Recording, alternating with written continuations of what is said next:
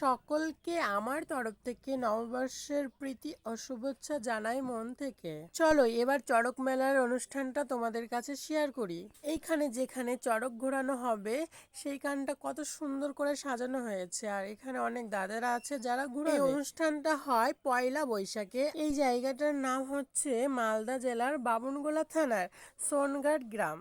যেখানে চড়ক ঘোরানো হবে সেই জায়গাটা খুব সুন্দর লাইটিং করা হয়েছিল, আর আমাকে তো অন্ধকারই দেখাচ্ছিল। তারপরে যেই গাছটাতে ঘোরানো হবে সেই গাছের নিচে আগে পুজো করা হয়। এখানে অনেক লোক এই পুজোগুলো দেখছিল। আর এই অনুষ্ঠানটা প্রত্যেক বছরই হয় এখানে। আর আমি যদি মেলায় যাই, যদি কিছুই না খাই, তাহলে আমার ভালোই লাগে না। অন্তত পক্ষে একটা তো আইসক্রিম চলবেই নাকি। প্রথম দিকে কতটাই ফাঁকা ছিল, আস্তে আস্তে এতটাই ভিড় হলো, এই পুরো মাঠটাই ভরে গেল। একই একই কথা বলতে বলতে তো চড়ক ঘোরানো শুরু হয়ে গেছে।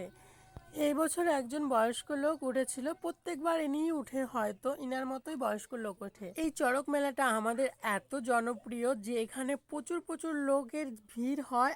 আর সকলেই দেখো ভিডিও করছিল, সবার ভিডিওর ক্যামেরা খুবই সুন্দর, কিন্তু আমারটা একটু লো কোয়ালিটির হয়ে গেছে। আর যখন যখন লোকটাকে দাঁড়া করায় তখন তখন নিজে নিজের গায়ে বাড়ি মারে। লোকটাকে এই বছর অনেকক্ষণ ঘোরানো হয়েছে, কারণ লোকটা নামতেই চাইছিল না, বারবার বলছিল আরো জোরে জোরে ঘোরাও, আরো ঘোরাও। অবশেষে ঘোরানোর পর এবার লোকটাকে নামানো হলো। তারপর কাছে গিয়ে দেখি শুধু দড়ি ধরে এরা টানাটানি করছে, আর লোকটা নেই, কোথায় যেন চলে গেল। তারপর দেখি এই গাছটার গোড়াতে কি কি দিয়ে পুজো দেওয়া হয়েছিল, কারণ তখন খুব ভিড় ছিল, আমি দেখতে পাইনি। মাঠের মধ্যে একটু ভিড় কমাতে এনারা রিলস করছিল। তারপর আমরা কিছু খাবার নিয়ে বাড়িতে চলে আসলাম। টাটা।